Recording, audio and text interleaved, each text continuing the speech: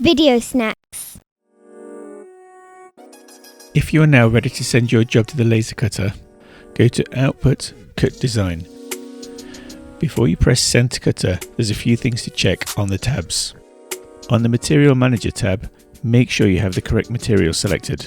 On the Output tab, it's important to check the rotation box. Unchecked, it doesn't rotate your design. When it is ticked, it rotates your design 90 degrees on your material, and when it's grayed out, it auto rotates for the best fit, although this doesn't work all the time.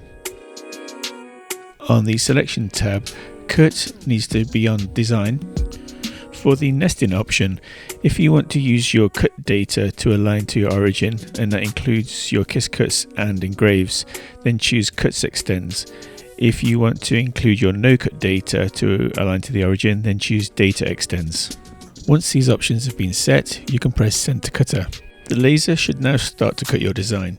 Please double check that the extraction is on and never leave your machine cutting on its own. You can press the button with the hand on if you need to pause the job, and the same button to resume. On the touch screen, just press the pause button.